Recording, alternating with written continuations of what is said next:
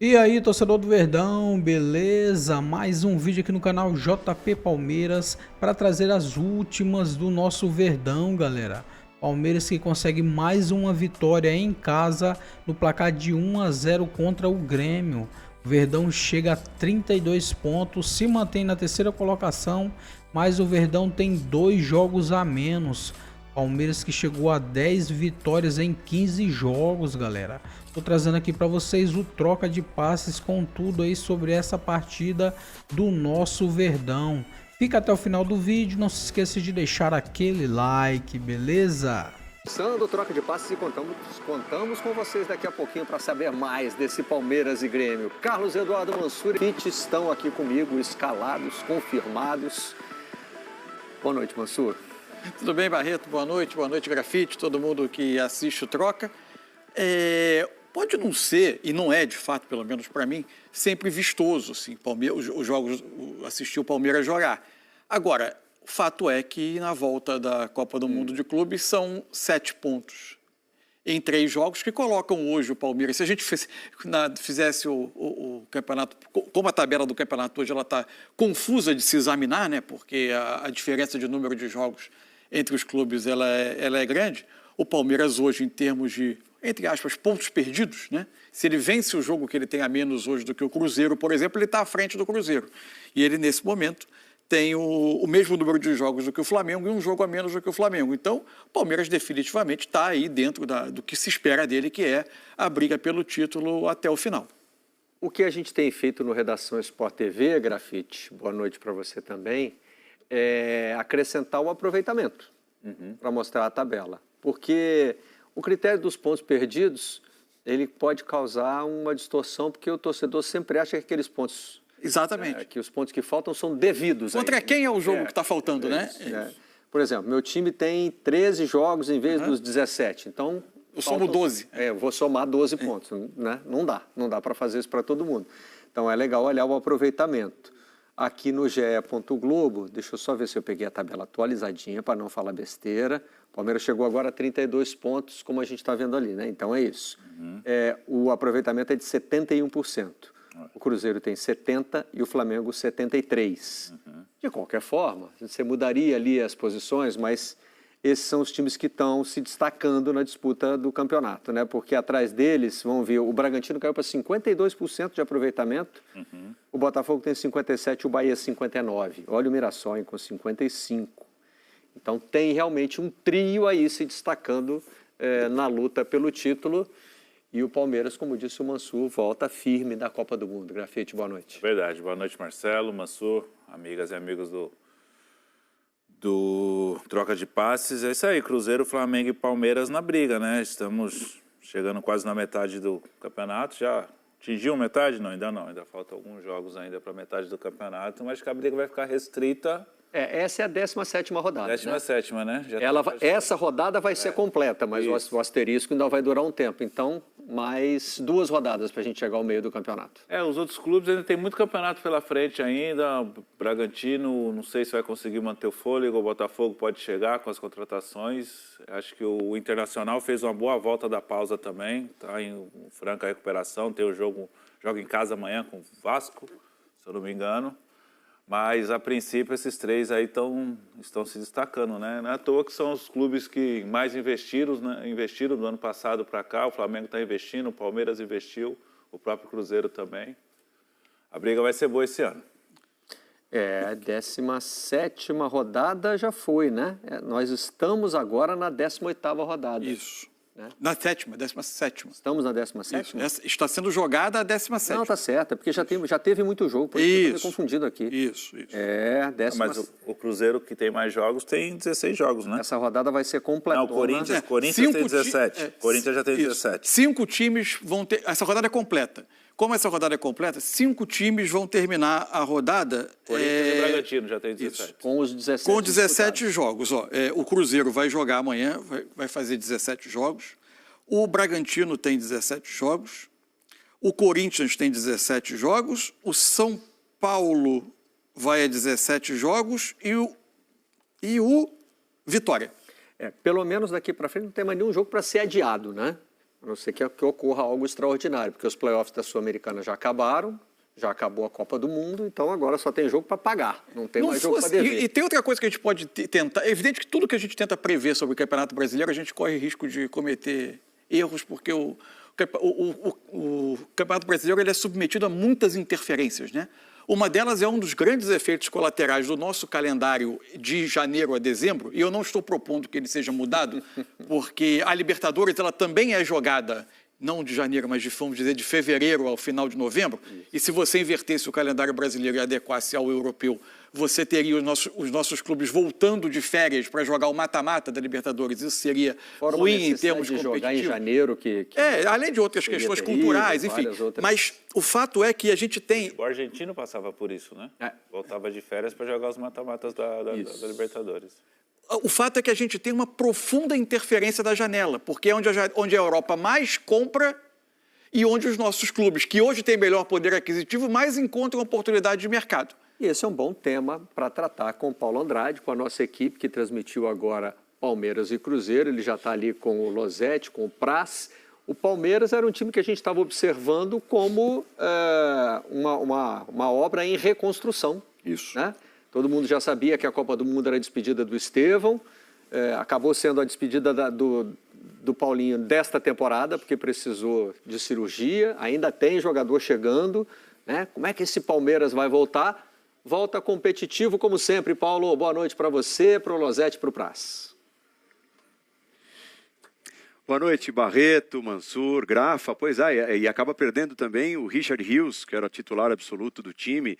Então é assim, é um Palmeiras em remontagem, mas até para fazer a comparação com o Grêmio, que contratou muitos jogadores dentro do ano de 2025 e segue contratando, né? 2 contratações já efetivadas de caras que ainda nem estrearam, Balbuena e o Carlos Vinícius. A remontagem do Palmeiras é uma remontagem, parece mais sólida. Parece não, com toda certeza é mais sólida que a do Grêmio, que é meio na tentativa e erro nesse pacotão de jogadores que tentou e está tentando contratar. Um pouco disso nós pudemos ver em campo. O Palmeiras consegue a vitória nos primeiros minutos avassaladores, quando se impõe como um time formado contra um time em formação e com desfalques no outro lado. Do outro lado dessa conversa, o Grêmio. Alexandre Losetti, bem-vindo. Obrigado, amigo. Beijo, Barreto, Mansur, Grafa.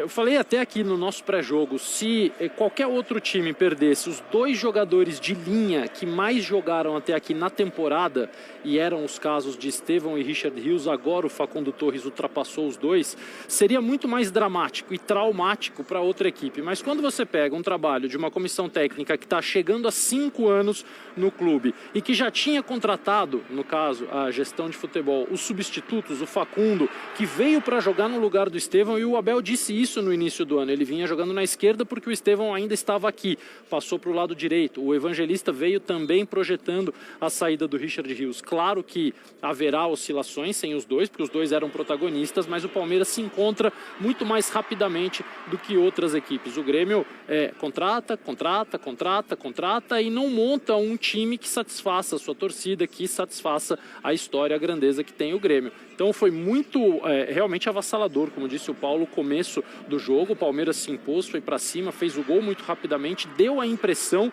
que aumentaria o placar também rapidamente e diminuiu o ritmo. No que diminuiu o ritmo foi o que o Grêmio precisava para pegar um pouquinho mais de confiança, para usar a sua estratégia, de atrair um pouco a marcação do Palmeiras para o seu campo e usar as costas, principalmente dos lados do campo, seja em passes pelo chão, como o Pavon acabou tendo uma chance ótima e o Everton fez uma defesa incrível, seja em bolas longas do outro lado esquerdo, o Christian Oliveira recebeu e criou uma falta ali a um passo da entrada da área, mas faltou força para o Grêmio ao longo do jogo, né? O Grêmio não finalizou no segundo tempo, mesmo tendo melhorado a sua construção, com o Camilo entrando no meio campo no lugar do Alex Santana, não conseguiu finalizar, porque é um time que não consegue pressionar o adversário em cima, na saída de bola, marca muito atrás, tem que superar muitos adversários, muitos empecilhos para conseguir criar, finalizar, e fazer isso aqui contra o Palmeiras no Allianz Parque é muito difícil. Então o Palmeiras, mesmo controlando o ritmo durante boa parte do resto do jogo, acabou merecendo a vitória e mostrando que é superior.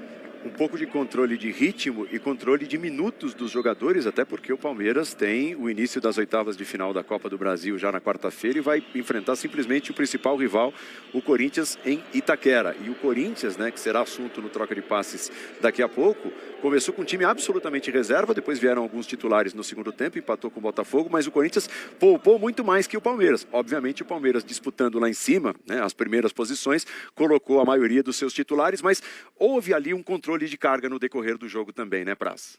Paulo, o Corinthians começou a jogar antes, então o Palmeiras já sabia da estratégia do Corinthians e podem até não falar que não pensam, mas isso tudo é analisado. Tanto é que no segundo tempo, principalmente os três da frente, o Palmeiras troca, depois troca o Evangelista. Esse novo modelo que o Abel está usando para a construção de jogo, para posicionamento principalmente dos dois meias da beirada, né, ele muda em função da saída do Richard Rios. O Richard Rios ocupava muito esse lado direito. O Evangelista joga mais centralizado, gosta mais do jogo curto, jogo de aproximação. E eu acho que um jogador vai ganhar, em particular, vai ganhar muito com isso, que é o Felipe Anderson. Porque ele jogava em transição pela direita, sem muita aproximação. Nesse novo posicionamento, ele vai jogar um pouco mais por dentro, óbvio, não deixando de sair para os lados, mas vai ter mais aproximação. Vão ter praticamente três meias com o Evangelista por trás. Em relação ao Grêmio, o Palmeiras fez, acho que os primeiros 20 minutos praticamente perfeitos. Se perguntar para o Abel, foi o que ele planejou. O Grêmio não conseguiu responder a isso, muito por essa questão da marcação. E o Grêmio, no segundo tempo, conseguiu jogar mais, mas impressionante que no segundo tempo ele não finaliza. Tem uma jogada do Edmilson agora que ele chega quase para finalizar, mas no primeiro tempo, mesmo jogando pior, ele finalizou mais. E o Grêmio é o que o Lossetti falou.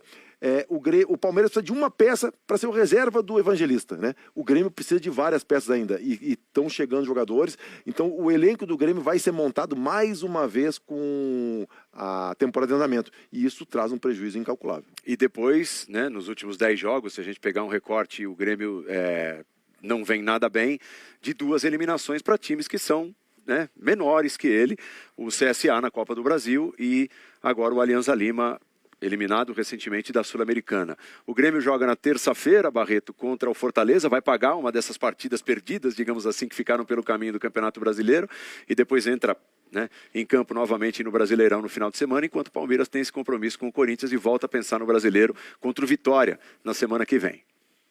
O Grêmio já está fora da Copa Sul-Americana, agora a CBF está de olho nesses times que não passaram, aliás, só o Atlético Mineiro passou nos playoffs, né? Isso, e tem o Fluminense que vai jogar. E o Fluminense que já tinha se classificado diretamente, esses são os 2 únicos clubes brasileiros. Estão em chaves diferentes, ainda pode ter uma final brasileira, mas a representatividade ficou pequena. Você aumentou o número de times que tem data livre para encaixar jogo que está faltando. Isso, embora ainda tenha, por exemplo, a Copa do Brasil pelo caminho, claro, que é a preocupação levantada aí pelo Paulo, pelo Lossetti, pelo Praz. E é curioso como esse debate sobre o tempo de cada jogador está se sofisticando, né? Antes a gente só falava assim, poupou time, né? Botou um time reserva para jogar porque o titular está sendo poupado para outra competição. Agora, e principalmente depois do aumento do número de substituições, cinco por jogo. Você vai rodando... Você mexe metade dos jogadores de linha numa partida, então você pode administrar o tempo que os jogadores vão jogar. Né? Pode, por exemplo, mudar uma escalação inicial, mas fazer como o Corinthians fez hoje, né? Já citado aí pelos nossos companheiros também. Né? Você vai... tentando dosar um pouquinho. Corinthians hoje no Bahia, por exemplo, foi criticado por botar um time titular na Copa do Nordeste, que não era prioridade, e depois ir tentando, ao longo dos jogos seguintes, né, usar esse processo. Acabou eliminado nos playoffs da Sul-Americana. O Corinthians hoje fez 4 substituições no intervalo do jogo com o Botafogo. Enfim, assim, tudo isso, na verdade... Hoje aqui, Barreto... Perdão, Lossetti. Vai, Lossetti. Imagina, desculpa aí, Mansur, o Felipe Brizola chamou a atenção que a hora que o relógio bateu 10 minutos, a comissão técnica do Palmeiras chamou os 3 jogadores que entraram, os 3 iniciais, né, para sair o Vitor Roque, para sair o Maurício e para sair, acho que foi o Luigi, né? O Luigi não foi o caso de poupá-lo, o Luigi não é titular, né? A expectativa até que o Felipe Anderson possa voltar no jogo contra o Corinthians, ele que teve um probleminha no jogo contra o Fluminense. Mas era contado, era planejada a substituição. Quando entra o Flaco Lopes, o Facundo Torres passa a jogar por alguns minutos, uns 10 minutos, um pouco mais adiantado, e o Lopes fazendo o corredor direito, porque, olha, não dá para tirar o Facundo agora, então eu vou descansá-lo em campo. Ele vai correr menos para ele poder jogar. Depois ele foi o último a sair. Então, de fato, como disse o Barreto, acho que sofisticou-se essa questão também de determinar minutagens para jogadores específicos, baseado na quantidade de informações hoje em dia que as comissões recebem, né? Não, só ia dizer que, na verdade, isso tudo que a gente está discutindo são comissões. Evidente que no mundo inteiro chega um momento da temporada em que os times que estão em muitas frentes acabam precisando fazer algumas escolhas e administrar, porque a exigência de cada jogo ela é muito grande. Agora, o que a gente tem no Brasil é o ano inteiro de contorcionismo de comissões técnicas, né? Porque essa rotina de jogos a cada 3 dias, e hoje, com a quantidade, por exemplo, de vagas que tem em competição sul-americana, a quantidade de clubes brasileiros envolvidos nessa disputa, você tem uma quantidade gigante, de quase 70% dos times da Série A estão envolvidos em quarta e domingo o ano quase inteiro, a não ser a partir do momento em que começam as eliminações, e aí a única forma de você ter uma racionalidade maior no calendário é ser eliminado. Então, tem muita comissão técnica que é julgada pela forma como administrou, quando, na verdade, o foco devia estar sempre nesse calendário que é absolutamente insano e irracional. Mas também tem um ponto importante aí na volta de times como o Palmeiras da Copa do Mundo, que é pontuar logo, né? Porque eu acho que foi o Leonardo Jardim que fez Sobre quando vem a conta. Essa avaliação, né? De que pode ser que os times que tiveram esse mês para trabalhar voltem um pouquinho sem ritmo, né? E os que estão jogados, voltando da Copa do Mundo, cheguem competitivos, mas daqui a, sei lá, um mês, 40 dias... mas não dá para cravar, vai pesar, não né? dá para cravar, porque o Fluminense voltou e perdeu 3 jogos consecutivos. Foi desempenho, foi mau desempenho, foi cansaço. Foi Arias. Foi a falta saída do do Arias, ou seja, é difícil a gente cravar tudo isso. E o calendário, né? Sem contar que o Bahia ainda tem Copa do Nordeste ainda, né? Ou seja, o calendário agora é a reta final de temporada, que agora vai ter mesmo que ter essa gerência de minutagem dos atletas. Por isso, os elencos mais robustos aí, com certeza, vão conseguir chegar no final do ano aí brigando em 2 ou 3 frentes. Acho que em 2 frentes, né? Em 3 frentes eu acho muito difícil um clube chegar no final do ano. Para um time que volta da Copa do Mundo, pontuar agora é fazer aquela famosa gordurinha do Vanderlei Luxemburgo, né? Para você poder queimar lá na frente quando o cansaço bater. Não é à toa que o Brasil não tem uma tríplice coroa da mais nobre já conquistada por alguém. Porque, de fato, é uma tarefa que ninguém conseguiu cumprir até agora.